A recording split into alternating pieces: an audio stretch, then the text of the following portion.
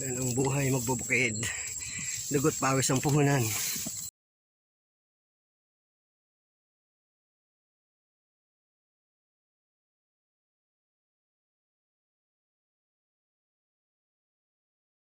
Good morning mga kabundok. Nag-prepare na po tayo sa dadalhin natin sa bundok na baon. Meron tayong pansit, tubig. Siyempre meron tayong towe radio para makontak natin dito sa baba. Lalakit tayo sa bundok. Tapos yung mahiwaga nating bag. Ilalagay natin yung ating baon. Maghapon tayo dun. Titingnan natin ang ating mga halaman, mga ampalaya. Ito ang ibang tayo. Yosi Kadiri. O, tara na! Tara na guys! 2,000 years later. Tara na! Mga kabukid, ang hirap umakyat. Ganyan talaga ang buhay bundok. Kailangan magpawis, umaga pa lang. Tatagaktak na pawis mo. Talagang pawis at dugo ang puhunan sa pagbubukid. Samahan niyo ko. Grabe, taas. Lalan tayo din sa mga bahayan. Kapag magbubukid din yan. Yan. Tapos may uling dun. Umuusok ang uling.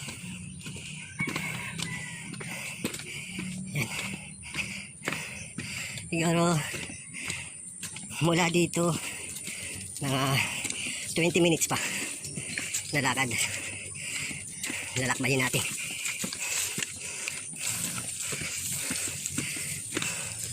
Medyo masukal lang daan kasi hira nga lang ang naakyat.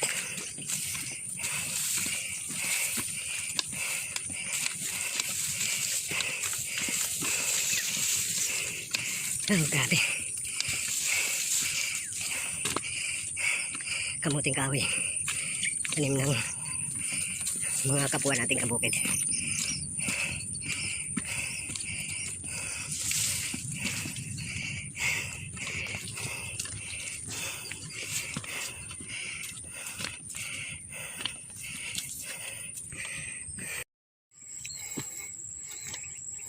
Yan. Maga pa lang, papawisin na tayo.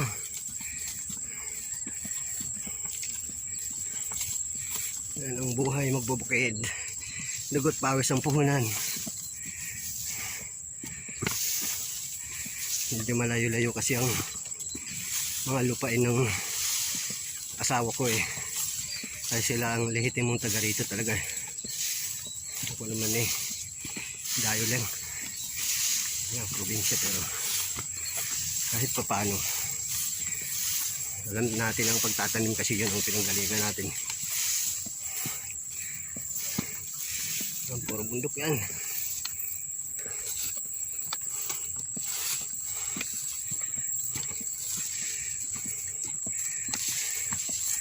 Baka 20 minutes.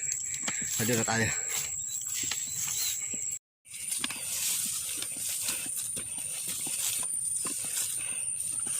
Tataas na ang mga damo. Grabe.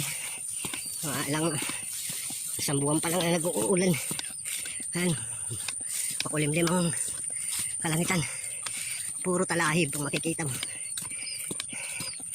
Dahil namin itong hinaharasan pagka tumadangay pag sobrang sukal na.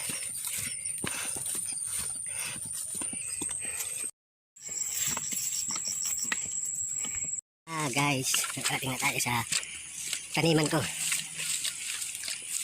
Ayan. Ayan po yung una kong tanim na mamulaklak. May bunga na yan. Tapos ito yung bagong mga halaman ko. Ayan. Mag-aabang na siya. Kompleto na yan. Pag ano na lang. Pag akyat na lang yan. Kompleto may balag na. Ito naman yung alaga kong mga manok. Ayan. Mga hayop ko yan. Ayan. Ayan. Ito namumulaklak na rin yan. Ang palaya. May bunga na yan. Ano ba yung Dito na tayo sa taniman. So, may insekto. Oh. Bunga niya, oh. Ayan.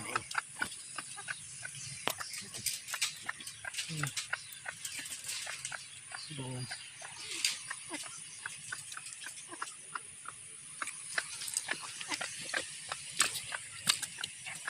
Ayan. Okra. Okrahan natin. Yan naman yung hayop ko. Yung aso ko. Ayan. Yan yung bantay ko pag bumababa ko. Ito yung munting kubo na kabukid. May binhi pa nga ako ng pitsay. Ano pa natatanim. Muna ko yung ampalaya. Sa natin yung ano. Ating yung munting kubo. Ipasok yung pagkain natin. Dito kasi wala na ba magnanakaw dito. Masarap talaga tumira sa bundok kasi wala magnanakaw na ano. Hindi katulad sa siyudad. Matalikod ka lang. Sasalisi ka na. Daming salisi. Dito respeto mga tao din. Mga respetado mga tao dito. Hindi. Tali-tali lang. Ano. Walang makikialam sa inyo dahil ang tao sa bundok mga disiplinado. Hindi katulad sa siyudad. Manila, nakaw. Matalikod ka lang gamit mo, bibit-bitin agad. Yan yung kasarapan sa bundok. Ito yung ating mountain kubo. Gamit yung galon. Talat na size. Vitamins, bono sa pataba. Ito ang munti kong higaan. Pero naka-blind pa yan. Natali yan. Natali yan. Tres ko dito pag tangali. Dahil ang bubong yan ay kugon. Okay. Ito, kahanap ng ano, pagkain ng ating alaga. Yan, yung labas. Pag dongaw ko, naglabas, taliman ko uli yan. Yung taliman ko. Lahat na yan, may nagpakatanim yan. Ang haba niyan is umaabot siya ng 20 meters. Tapos ang spacing niyan, 3 meters. Bago isang plat ulit. 6 na plat yan. 6 na ba 5? 5 plat. Basta, pakita ko. So, sunod na yung aking mga alaga. Sunod kasi papakain natin. Ayan, buhay bundok. Ayan, may mga tanim na yan. Ang palaya pa rin kasi maganda daw ang demandang ang palaya. Ayan, may mga balag. Hanggang doon yan, sa may sapa pababa. Yan yung sinaga ko kahit maraming bato. Dahil ano. Tapos pinaputol ko rin yung kahoy na lang kwinta-kwinta yung bulakan. Dahil nalililiman yung ampalaya ko eh. Kaya, paglago ng ampalaya ko, ano siya, wala siya na. Gumamit din ako ng plastic mold kaso ang problema ano. Hindi maganda rin. Mas maganda talaga yung ano. Naka-open. Lahat yan may tanim na yun.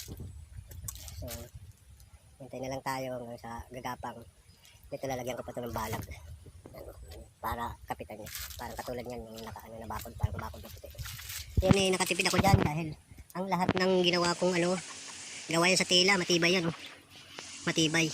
Samantala yan, binibigay lang yan ng mga kakilala ko. Tay-tay. Kapatid ko kasi meron silang tahian. So hinihingi ko sa kanila yung mga tinabas. Saka yung isa kong pamangkin nagtatrabaho sa garments. Yung tinabas na panapon na nila. Sabi ko akin lang. Kaysa bibili ka ng tire wire, number 16 o number 18. O number ano, ang problema ano, kakalawangin pa. So mahal pang kilo. So dito na tayo sa libre. Ayun ang discard yan, ginugtong-gugtong lang. Tapos yung mga okra ko, bumubulaklak na yan. Bumubulaklak na yan. Sabay-sabay. Yan, balag din yan. Medyo may kalawakan dito ng ating tabi. So, yan. Dito ako, meron akong alagang kalapati. Kasi, nanak ko pag umakyat dito. Nahilig sa kalapati yan eh. Masali yun sa, karira ng kalapati. So, yan. Yan. Tanim. Yan. Gapang na siya. Tapos dito kayo siya sa balag ko. Ito naman ay konti lang itong kasi maraming bato talaga pero gumamit ako ng plastic mold dito dahil sayang naman, in-order ko sa Lazada yan. So maganda rin naman ito. Siyempre, pag mainit at maliit pa, mainit ang plastic na mainit, nalalanta. So ngayon medyo ang ganda talaga ng tubo ng ampalaya dahil maulan siya. Saka minus sa tipid. Tapos ito naman yung medyo matagal ko ng tanim ko nasa mga 1 buwan. Mahigit. Pero may bunga na yan. Ano? Mga unang bunga na yan. So, ang kalaban ko talaga dito, fruit fly. Bumili naman ako ng super net. Halos hindi kaya, marami pa rin ang binubutas. Ayan sa kunting bunga na yan, ang dami ko nang nakuha na maliit pa, kulay dilaw na. Kasi binubutas siya ng fruit fly. Pero kahapon lang, 4. So yung 4, sipin mo. Sana magugulay ko yun pagdating mo. Kasi ang problema, ang unahan ako ng fruit fly, hindi na nakalaki. Ayan. Ang doya ko. Doya ko medyo malalaki. Hindi ako gagabono dito kasi masustansya talaga to. Halos nasa 20 years yata walang nagtanim dito. Ito naman yung lupa ng aking misis na sa magulang na. Ayan. May bunga na siya. Naging diskarte ko dahil naghahanap ako ng kulambo na sira. Binalot ko muna sa plastic pa samantala pero yan na. Yan po kaya. Kahit pa paano makakatikim lang ako ng gulay. Binabalot ko lang ng plastic. Pero naghahanap talaga ako ng kasi yung mga guide inisip ko yan. Pag nakita ko, pinipitik ko na lang muna. Biglang lumalaglag yan.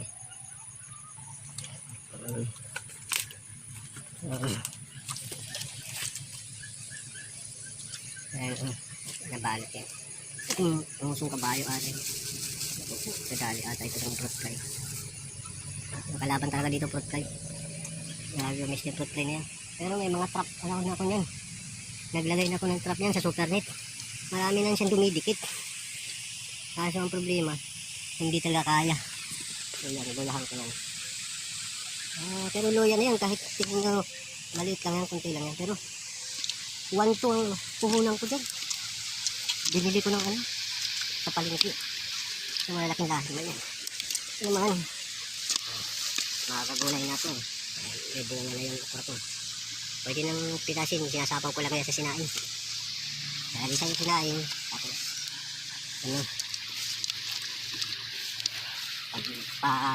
in kung tawagin ba. Sapaw ko sa sinain. Saw-saw ko sa asin, kasi bundok tayo, buhay din. Minsan, swerte kung may bagong. So, ayan. May mga bunga na mumulaklak.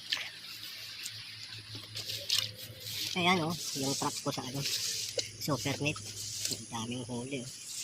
Pero ang sabi nga daw is lalaki lang daw yan. Lalaki lang ang huli niya na fruit fly. Mabisa yung super net. So ang tanong, hindi yata maubos dito samantala wala pa nag-aampalaya dito. Pero maraming puno ng mangga rito, saging, katula, wala kang mapakinabangan dito, ganun din ang bunga. Dahil sa butas na. Butas na dito. Kasi ito naman, in-order ko sa Lazada to. Mahal pang nang kuha ko nito, tawag ni Madrid, di agwa. Buhay na siya. Minapod ko to kasi may maraming kambing dito. Dati ang taas na ng yan, kaso sinuulan ng kambing. Ngayon lang di makita ng kambing yan. 6 na puno niyan, namatay yung 2. Ang natira na lang, 4. Bulaklak na. Kurako. Ang kabukid. Ito, malaki na. Dapat ganito nakalago yun. Saka sa mga 3 buwan na to. Yung Madrid agro ko. Ayan, binabakod ko kasi. Dahil tinitira ng tinitira ng kambing. So pagka medyo malaki na yan, ang gagawin ko dyan, puputulin ko isa nga, ikakalat ko hanggang sa maubos ko itong Pero yan po ang patula. Binutas na rin yan ng fruit fly kasi naglulupa rin. Ayan, ayan. Matindi agwa. Ayan tas na ang dami talagang fruit fly dito. Nga, punta natin. Yung mga alaga ko kahit kung saan ako pag nandito ako sa bundok na sunod yan. Naglilimlim ng inahin. Yan, nangingitlog na rin. Hindi ko lang alam kung saan din sa gubat kasi. Pero araw-araw naman ako narito talaga. Sipin mo, dapat makakagulay. Ayan. Wasak. Ayan lumuluha gawa ng fruit fly. Sayang yung kagulay. Yung lagi ng fruit fly. tinabas ko kahapon kasi malago na. Marami ang patula na yan. Sa kabila yan. Patula, papaya. Yan, papaya. May bunga. So, yan yung aking mga ampalaya naman. Ampalaya! Ang pandilig naman, yan tayo kumukuha ng pandilig. Kasi yan di natutuyo ang sapa. Yung malinaw ang tubig yan. Diyan din ang naliligo, pagkuha ng paghugas ng plato. Pero ang pag-inom talaga, halos 30 minutes simula doon sa bahay namin sa baba hanggang dito. Lakad dyan. So, sakripisyo talaga ng buhay dito. Dugot pawis talaga ang magiging puhunan. Kaya mong mga alaga kahit nasan ako. Sunod na sunod yan. Hanggang pag nakikita ko natutuwa sila. Kasi umuwi ako ngayon sa baba dahil ang aking isang anak ay mayroon ano, yung sikmura. Lagi nagbi-misis ang misis ko na. Nakaban daw siya pero tanda na yun, 22 years old na yun. Eh makimama. Kaya alam mo naman tayo, dumay ang mga anak natin eh. Talagang ano tayo. Guys, mga amandok. Ano ko muna. Salamat sa panonood.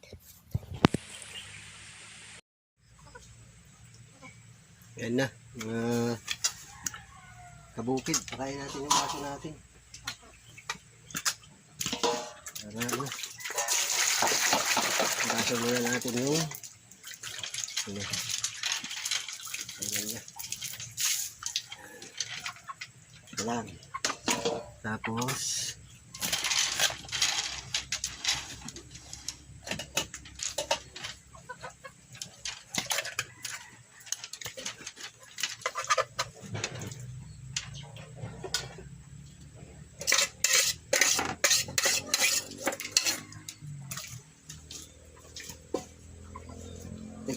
hintay ka lang. Wait ka lang, ano. Ito. Minix ko lang, ano. Sarap ulam mo ngayon, pansit. Pansit dahil ikaw yung bantay. Ito, kagabi. Pansit ko, pati tayo. Sabi nga, wala yan.